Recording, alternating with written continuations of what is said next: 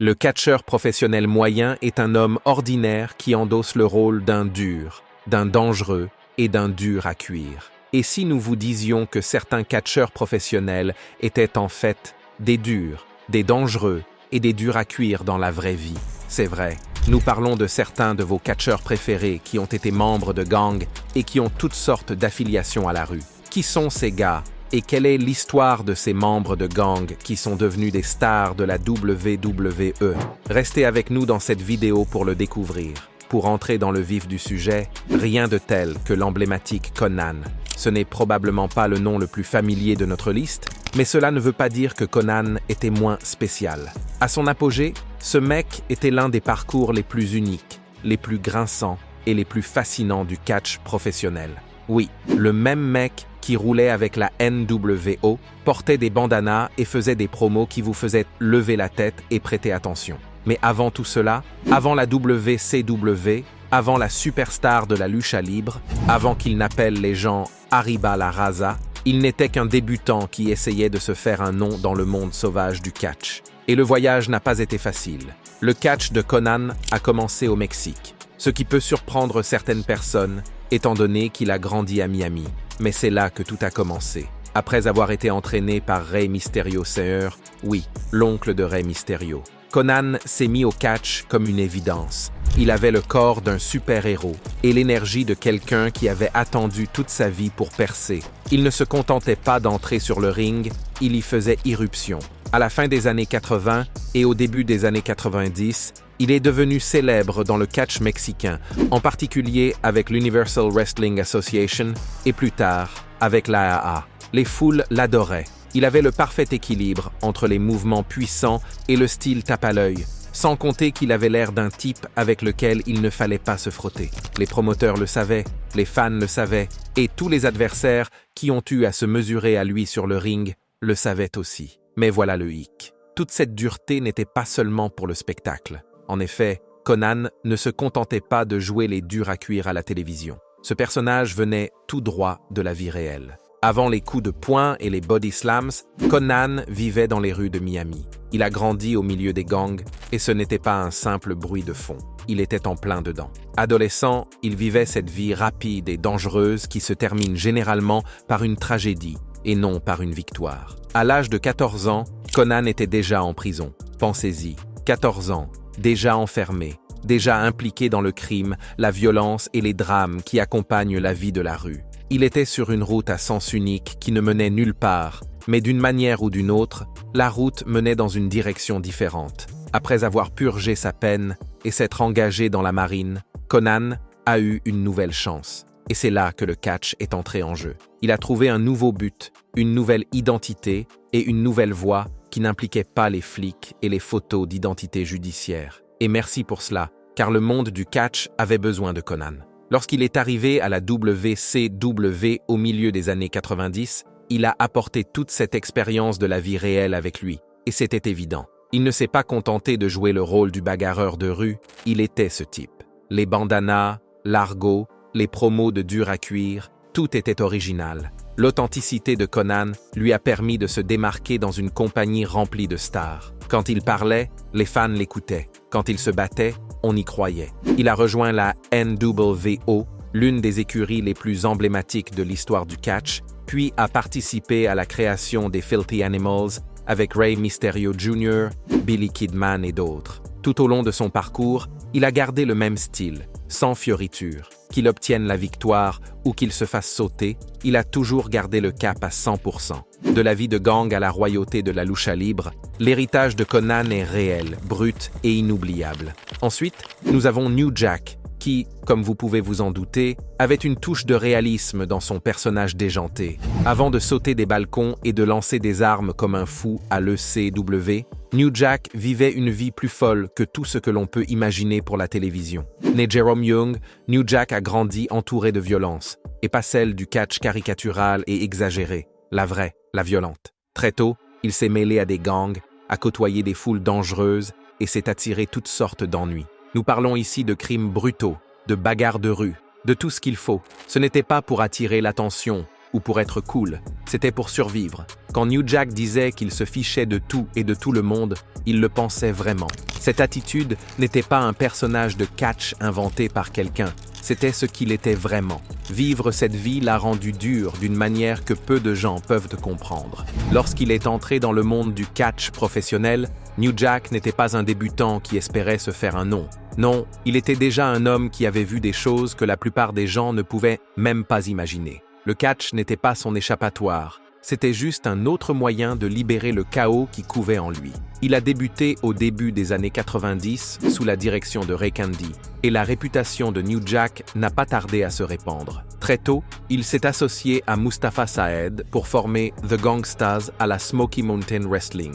Leur gimmick, en gros, être eux-mêmes. En colère, vrai, brut. Ils faisaient des promos qui faisaient perdre la tête aux foules, parfois sous l'effet de l'excitation, parfois sous l'effet de la colère pure. New Jack n'essayait pas d'être apprécié, et il ne se souciait certainement pas de se faire des amis en coulisses. Il est arrivé en force, est resté en force, et ne s'est pas excusé une seule seconde.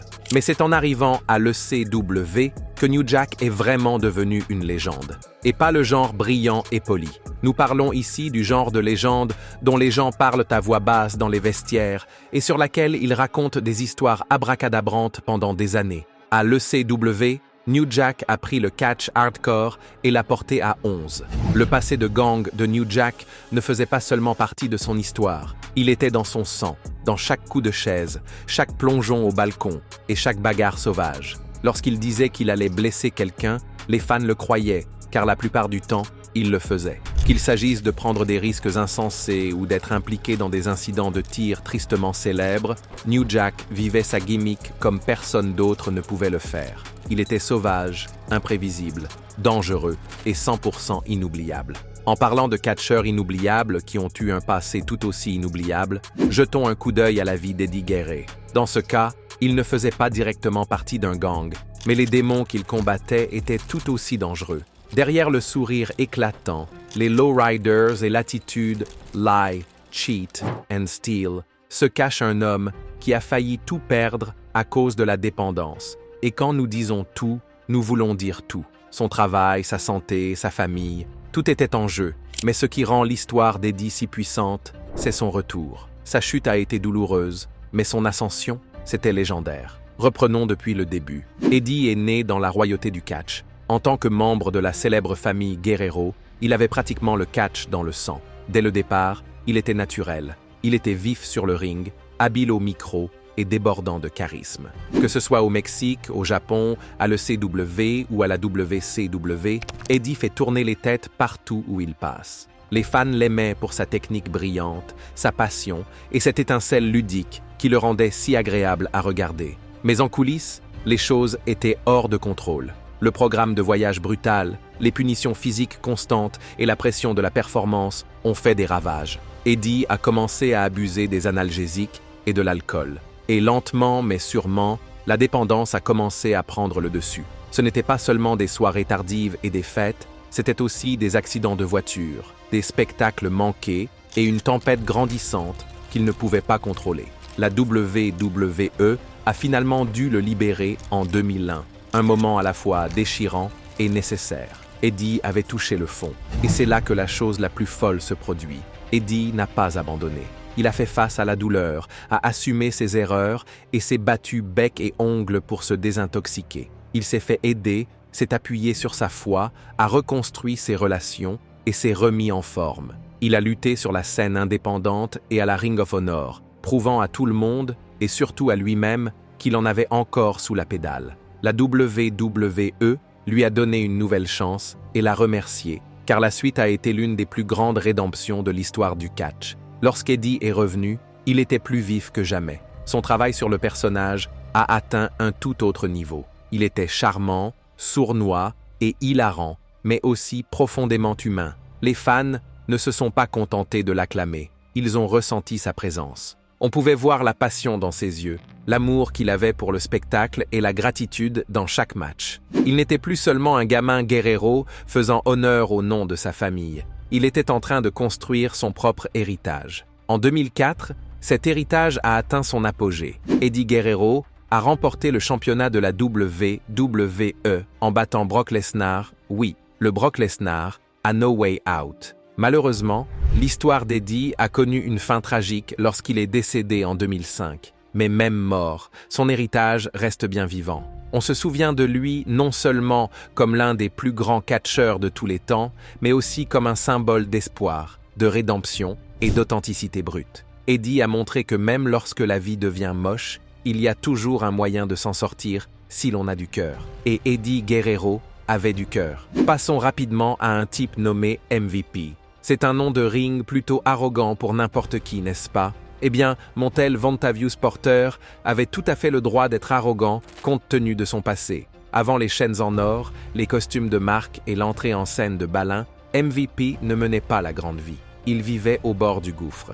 Né Alvin Antonio Burke Jr., MVP s'est retrouvé mêlé à la vie de la rue dès son plus jeune âge. Il ne faisait pas partie d'un gang au sens habituel du terme, mais il était plongé dans le monde du crime.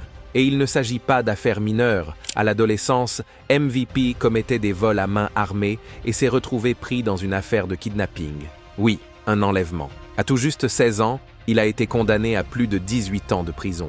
Il a finalement passé 9 ans et demi en prison avant de sortir. Et c'est là que l'histoire prend une tournure extraordinaire, car la prison ne l'a pas brisé. Au contraire, elle l'a construit. Quelque part entre les murs de la prison, MVP a découvert le catch professionnel. Il a commencé à s'entraîner, à apprendre la discipline et à regarder le catch d'un œil nouveau. Pour lui, ce n'était plus un simple divertissement, c'était une porte de sortie, un chemin vers la rédemption. Lorsqu'il a été libéré, il n'a pas perdu de temps. Il s'est entraîné dur, s'est lancé dans le circuit indépendant et a fini par rejoindre la WWE. Lorsqu'il a fait ses débuts à SmackDown en 2006, sous le nom de MVP, un homme arrogant qui parle de manière véhémente, le match a commencé. Ce qui est génial, c'est qu'il n'a jamais fui son passé. Il n'a jamais fui son passé. Au contraire, il l'a intégré à son personnage. Cette arrogance, les costumes, les gros contrats, c'était comme regarder un homme qui savait exactement jusqu'où il était allé et qui n'avait pas peur de le montrer. MVP ne se contentait pas d'incarner un personnage. Il montrait ce qui se passe lorsque quelqu'un surmonte les obstacles et se réinvente. Il a détenu le championnat des États-Unis, a eu de grandes querelles avec des gens comme Chris Benoit et Matt Hardy, et a toujours apporté une véritable énergie à chaque promo. MVP n'a pas seulement laissé la vie de la rue derrière lui, il s'y oppose activement. Il a parlé ouvertement de son séjour en prison, utilisant sa plateforme pour encadrer les jeunes à risque et leur montrer qu'il existe une autre voie. Ces dernières années, l'héritage de MVP n'a fait que croître. Après son retour à la WWE en 2020, il a endossé un nouveau rôle, à la fois catcheur, mentor et maître d'œuvre de The Hurt Business. Soudain, il ne s'est plus contenté de chercher des titres pour lui-même. Il a aidé à élever des talents comme Bobby Lashley, Shelton Benjamin et Cedric Alexander. L'homme qui était autrefois derrière les barreaux prenait les rênes de Monday Night Raw. De nombreux fans se souviennent de Scott Hall, mais avant les chaînes en or, le lancer de cure-dents et le fait d'appeler tout le monde Chico. Scott Hall a vécu une vie plus tragique que triomphante. Bien avant qu'il ne devienne un nom connu de la WWE et de la WCW, la réalité de Scott Hall était remplie d'ombre, et pas seulement celle qui se trouvait sur le ring. En 1983, Hall a vécu un véritable cauchemar. À l'extérieur d'une boîte de nuit en Floride, une confrontation a tourné au drame. Hall a fini par tirer sur un homme et le tuer dans ce qu'il a déclaré être de la légitime défense. Il n'a jamais été condamné, mais ce moment unique l'a hanté pour le reste de sa vie. Ce n'était pas seulement un chapitre de son histoire, c'était un poids lourd qu'il portait chaque jour. Dans des interviews ultérieures, il a admis que ce traumatisme l'avait perturbé mentalement et émotionnellement, laissant des cicatrices que la célébrité ne pouvait pas couvrir. Malgré le chaos, Hall a fini par retrouver le catch. Et quand il l'a trouvé, il a brillé. Il avait la taille, l'allure et ce magnétisme qui faisait se lever les foules et les rendait attentives. Il a travaillé dans les territoires et à la WCW avant d'atterrir à la WWE sous le nom légendaire de Razor Ramon. Inspiré par Tony Montana de Scarface, Razor était lisse, arrogant et froid comme la glace. Il ne jouait pas un rôle, il était le rôle. Razor Ramon est devenu une superstar. Son match de l'échelle avec Shawn Michaels à WrestleMania X est toujours considéré comme l'un des matchs les plus emblématiques de l'histoire. Et lorsqu'il a quitté le navire pour la WCW et a aidé à former le New World Order, boum, l'histoire du catch est à nouveau en marche. La NWO a pris le pouvoir et Hall était en plein milieu de la révolution, redéfinissant ce que le catch pouvait être. Mais même au sommet, les démons ne l'ont jamais vraiment quitté. Scott Hall a lutté contre la toxicomanie pendant des décennies. L'alcool et les drogues ont fait partie intégrante de sa vie, menaçant même parfois d'y mettre fin. Il a fait de nombreux séjours en cure de désintoxication, a vécu des moments déchirants en public et a connu des périodes où les fans craignaient vraiment pour sa vie. La WWE a même produit un documentaire montrant à quel point les choses étaient tombées en désuétude. Heureusement, l'aide d'amis réels comme Diamond Dallas Page lui a donné une seconde chance. DDP l'a accueilli chez lui, l'a fait bénéficier d'un plan de santé et l'a aidé à reprendre sa vie en main, étape par étape. Hall a fini par se désintoxiquer, s'est remis sur pied et est revenu à la WWE en tant que membre du Hall of Famer en 2014. Debout, fier et enfin en paix. Mais notre liste de catcheurs de la WWE qui ont été membres de gangs est loin d'être complète si nous ne mentionnons pas Kevin Wacholz. Lorsque ce type a fait irruption sur la chaîne de télévision de la WWE au début des années 90 sous le nom de Nails, les fans ont découvert un ex-détenu effrayant, vêtu d'une combinaison, doté d'une voix de méchant de film d'horreur et d'une sérieuse rancune à l'égard du Big Boss Man. L'astuce ? Niles venait de sortir de prison et était prêt à rendre la justice de la rue à l'agent pénitentiaire qui lui avait pourri la vie derrière les barreaux. Mais le plus important, c'est qu'il ne s'agissait pas d'une simple astuce. Kevin Wacholz avait lui-même plus qu'une petite expérience du mauvais côté de la loi. Si Niles était un personnage fictif tout droit sorti de l'imagination débordante de Vince McMahon, Wacholz avait eu des démêlés avec la justice dans la vie réelle, ce qui rendait le personnage un peu trop réel. Au fil des ans, il a eu plusieurs démêlés avec la justice, notamment des arrestations pour agression et autres délits. Il n'était pas affilié à un gang ou quoi que ce soit de ce genre, mais disons que son casier judiciaire n'était pas exactement celui d'un citoyen modèle. En dehors du ring, Wacholz avait un caractère bien trempé, et cette attitude enflammée s'est répandue dans le monde réel, y compris dans les vestiaires de la WWE. Son moment le plus tristement célèbre, la fois où il aurait attaqué Vince McMahon en coulisses après une dispute pour de l'argent. Oui, vous avez bien entendu. Niles ne s'est pas contenté de crier à l'injustice à la télévision. Il aurait étranglé le patron. D'après ce qui se dit en coulisses, Wacholz s'est énervé à propos de son chèque de paye de SummerSlam, s'est mis à dos Vince, et les choses ont vite tourné au vinaigre. Il s'agit de l'un des incidents les plus violents de l'histoire de la WWE. Inutile de dire qu'il a été licencié peu après et qu'il n'est plus jamais revenu à la WWE. En ce qui concerne sa carrière dans le ring, Wacholz avait le look, grand, intimidant et bâti comme quelqu'un qui pouvait briser des menottes à main nue. Avant d'adopter le gimmick Nails, il luttait sous le nom de Kevin Kelly, principalement à l'AWA et dans des promotions plus modestes. Mais une fois qu'il a enfilé sa combinaison orange et adopté ce style de promotion effrayant, les gens ont commencé à s'intéresser à lui. Il a eu un impact immédiat en attaquant le Big Boss Man avec une matraque et en se lançant dans un déchaînement qui l'a fait ressembler à l'équivalent d'une émeute de prison à la WWE. Ce gimmick avait le potentiel pour devenir l'un des méchants les plus intenses de la WWE. Mais après son altercation avec McMahon, Nails a été rapidement effacé des intrigues et sa carrière n'a plus jamais atteint ses sommets. Il a fait un bref passage à la WCW et dans quelques promotions indépendantes, mais le nom de Niles et la chaleur de la WWE l'ont suivi partout. Vers la fin de notre liste, voici un nom que vous n'avez probablement pas vu venir. R-Truth. Oh oui, vous avez bien entendu. Et voici la vraie vérité. Avant de faire rire les fans avec ses pitreries, de courir après le championnat 24/7 et d'embrouiller les gens avec des promos délirantes, la vie de R-Truth n'était pas une plaisanterie. Bien avant de rapper pour monter sur le ring, Ron Killings vivait dans les rues de Charlotte, en Caroline du Nord, faisant tout ce qu'il fallait pour s'en sortir, y compris trafiquer de la drogue. Le comique de la WWE a vécu une vie qui n'avait rien d'amusant. En grandissant, R-Truth était plus intéressé par la musique et la rue que par l'école ou le sport. Il rêvait de devenir rappeur, mais sans ressources ni conseils. Il a été entraîné très tôt dans la vie de la rue.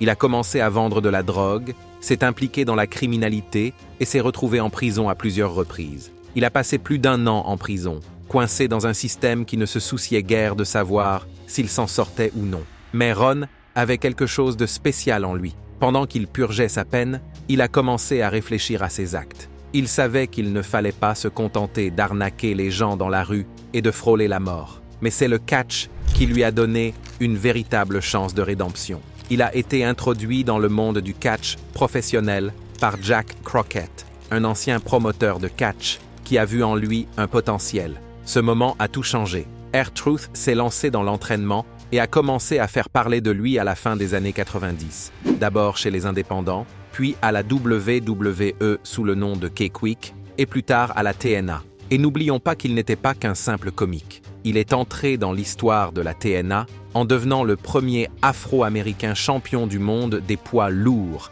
de la NWA. Il était réglo sur le ring, rapide sur ses pieds et doté d'un charisme indéniable. Ce passé lui conférait une intensité qui incitait les gens à s'arrêter et à prêter attention. Lorsqu'il est revenu à la WWE à la fin des années 2000 sous le nom de R-Truth, il a apporté la combinaison parfaite de comédie et de crédibilité, des cellules de prison au pay-per-view. Aujourd'hui, il est l'une des figures les plus respectées et les plus aimées du vestiaire. Pour compléter notre liste de catcheurs de la WWE qui ont été membres de gangs, nous allons nous intéresser à un certain The Godfather. D'accord, nous allons être honnêtes. Ce nom de ring sonne plus affilié à la mafia italienne qu'autre chose. Eh bien, attendez un peu. Lorsque Charles Wright est entré sur la rampe de la WWE avec un chapeau à plumes, des chaînes en or et entouré d'un groupe de femmes, les fans pensaient qu'ils assistaient à l'un des gimmicks les plus fous jamais mis en scène à la télévision. Et c'était le cas, mais il faut savoir que le personnage de Pimp Daddy, connu sous le nom de Godfather, n'était pas un simple personnage de fiction. Il était issu d'une expérience réelle, car avant que Wright n'écrase des gens pour gagner sa vie, il côtoyait des acteurs bien réels de la scène underground de Las Vegas. Non, le Godfather n'était pas membre d'un gang, mais il en faisait partie. Charles Wright s'est montré assez ouvert sur son passé, admettant qu'il fréquentait des cercles douteux. Alors qu'il travaillait comme videur et gérant dans des clubs de striptease à Las Vegas, il a fait la connaissance de proxénètes, d'escrocs et de toutes sortes de personnes vivant dans la rue. Et disons qu'il n'était pas exactement l'enfant de cœur du fond. Il a vu le style de vie, a vécu autour de lui et a même joué quelques mains dans ce monde lui-même.